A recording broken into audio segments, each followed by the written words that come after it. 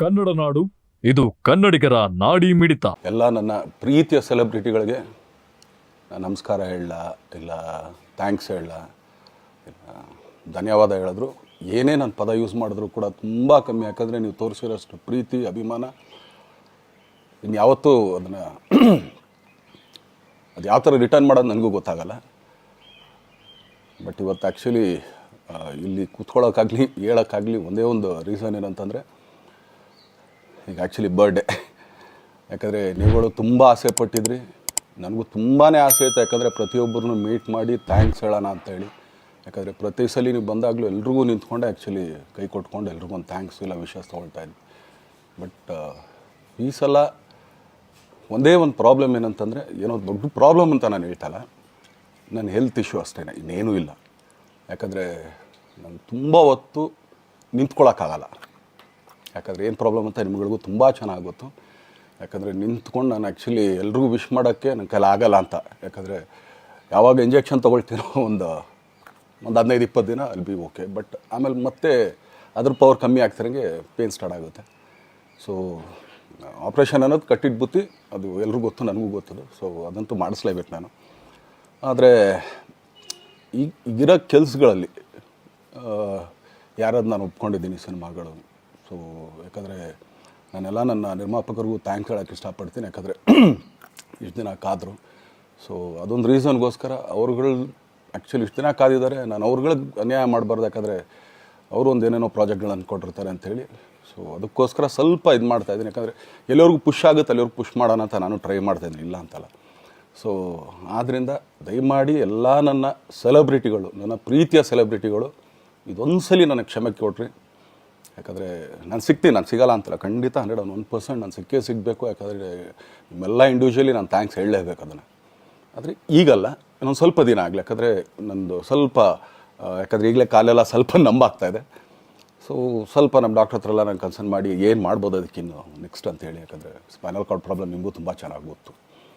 So ಇದೊಂದು. ಆಮೇಲೆ ದಯಮಾಡಿ ಯಾವ ಹೂವಾಪೋಗಳಿಗೂ ನನ್ನ ಸೆಲೆಬ್ರಿಟಿಗಳು ಕಿವಿಗೆ ಹಾಕ್ಕೊಬಿಟ್ರು. ಈಗ ಮೊನ್ನೆದು ಒಂದು ಇದಿತ್ತು, ಏನೋ ಯಾರೋ ನಿರ್ಮಾಪಕರು ಕೊಟ್ಬಿಟ್ರು, ಹಂಗೆ ಹಿಂಗೆ ಅದು ಇದು ಎಲ್ಲ. ಹೌದು, 101%. ಯಾಕಂದರೆ ಸೂರಪ್ಪ ಬೊಬ್ಬರು ಆ್ಯಕ್ಚುಲಿ ವಾಪಸ್ ಕೊಟ್ಟಿದ್ದೆ. ಏನಕ್ಕೆ ಅಂತಂದರೆ, ಸೂರಪ್ಪ ಬೊಬ್ಬರು ಆ್ಯಕ್ಚುಲಿ ನನ್ನ ಹತ್ರ ಸಿನಿಮಾ ಮಾಡೋಕ್ಕೆ ಬಂದಾಗ ಅವ್ರದ್ದು ತುಂಬ ಕಮಿಟ್ಮೆಂಟ್ಸ್ ಏನೋ ಇತ್ತು ಪಾಪ. ಸೊ ಸಿನಿಮಾ ಆದರೆ ನನ್ನ ಕಮಿಟ್ಮೆಂಟ್ಸ್ ಎಲ್ಲ ಇದಾಗುತ್ತೆ ಅಂತ. ಯಾಕಂದರೆ ಇಂಡಸ್ಟ್ರಿಲಿ ನನಗೆ ಗೊತ್ತಿರೋರೊಬ್ಬರು ತುಂಬ ಪರಿಚಯ ಇರೋರು, ಅವ್ರನ್ನ ಕರ್ಕೊಂಬಂದು ಹಿಂಗಿದೆ ದರ್ಶನ ಮಾಡೋಣ, ಸರಿ ಅಣ್ಣ ಮಾಡ್ಕೊಡ್ತೀನಿ ಅಂತ.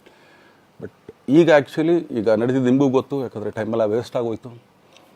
ಈ ಟೈಮಲ್ಲಿ ಮತ್ತೆ ಅವ್ರ ದುಡ್ಡನ್ನ ಇಟ್ಕೊಂಡಿದ್ರೆ ಪಾಪ ಅವ್ರಿಗೆ ಇನ್ನೂ ಕಮಿಟ್ಮೆಂಟ್ ಜಾಸ್ತಿ ಆಗುತ್ತೆ. ಸೊ ಅದಕ್ಕೋಸ್ಕರ ಸರ್ ನಿಮ್ಮ ಕಮಿಟ್ಮೆಂಟ್ ತೀರಿಸ್ಕೊಳ್ಳಿ. ಸೊ ಮುಂದಕ್ಕೆ ಒಂದು ಒಳ್ಳೆ ಸಬ್ಜೆಕ್ಟ್ ಸಿಗ್ದಾಗ ಖಂಡಿತ ಮಾಡೋಣ ಅಂತ ಅಷ್ಟೇ. ಆಮೇಲೆ ನಾನು ಪ್ರೇಮ್ ಖಂಡಿತ ಸಿನಿಮಾ ಮಾಡೇ ಮಾಡ್ತೀವಿ. ಯಾಕಂದರೆ ಅದು ನಮ್ಮ ಗುರುಗಳು, ಹಾಗೆಯೇ ನನ್ನ ಪ್ರೀತಿಯ ಸ್ನೇಹಿತೆ, ಅದು ರಕ್ಷಿತನ ಆಸೆ ಅದು. ಸೊ ಇಲ್ಲ ಮಾಡೇ ಮಾಡೋಣ. ಸೊ ಬಟ್ ಒಂದೇನಂದರೆ KVN ಪ್ರೊಡಕ್ಷನ್ಸ್ ಅವರು ಪ್ರೊಡಕ್ಷನ್ ಮಾಡ್ತಾ ಇದ್ದಾರೆ.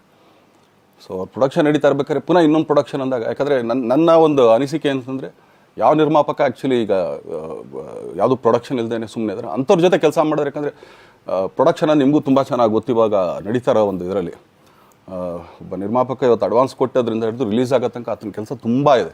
ಬರೀ ದುಡ್ಡೊಂದು ಹೊಂಚೋದೇ ಅಲ್ಲ, ಸೊ ಎಲ್ಲ ಇದರಲ್ಲೂ ಕೂಡ. ಸೊ ಆದ್ದರಿಂದ ಅಷ್ಟೇ, ಇನ್ನು ಅದು ಬಿಟ್ಟು ಇನ್ನೇನು ಆ ಥರದ್ದೇನಿಲ್ಲ.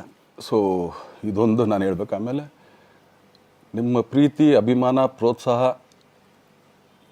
ನನ್ನಂಥವ್ರ ಮೇಲೆ ಇರೋದಕ್ಕೆ ನಾನು ಯಾವತ್ತೂ ಚಿರಋಣಿಯಾಗಿರ್ತೀನಿ. ಯಾಕಂದರೆ ನಿಮ್ಗೆ ಯಾವುದೇ ಕಾರಣಕ್ಕೂ ಏನಂತಾರೆ ಅದನ್ನು ತೀರ್ಸೋಕ್ಕೆ ನನ್ನ ಕೈಲಾಗಲ್ಲ. ಯಾಕಂದರೆ ನೀವು ಕೊಟ್ಟಿರೋಷ್ಟು ಪ್ರೀತಿ, ಆಮೇಲೆ ಪ್ರೀತಿಗಿಂತ ಹೆಚ್ಚಾಗಿ ಒಂದು ಸಪೋರ್ಟ್ ಅಂತ ಹೇಳ್ತಿರಲಿಲ್ಲ. ಇವಾಗ ಆ್ಯಕ್ಚುಲಿ ಸ್ವಲ್ಪ ಚಾರ್ಜಿ ಹಿಂಗೆ ತಿರ್ಗೋಗಿದೆ. ಬಟ್ ಆದರೂ ಇವತ್ತು ಹಿಂಗೆ ನಿಂತ್ಕೊಳ್ಳೋಕ್ಕೆ ಹಿಂಗೆ ಸಪೋರ್ಟ್ ಕೊಡ್ತಾ ಇದ್ದಾರಲ್ಲ.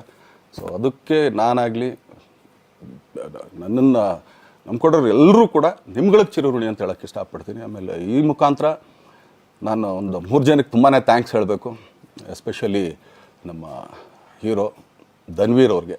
ಯಾಕಂದರೆ ಆತ ಪಾಪ ಯಾವಾಗಲೂ ಜೊತೆಲೇ ಇದ್ದು ನಮಗೊಂದು ದೊಡ್ಡ ಬೆನ್ನೆಲುಬು, ಮಾರಲ್ ಸಪೋರ್ಟ್ ಆಗಿದ್ದು.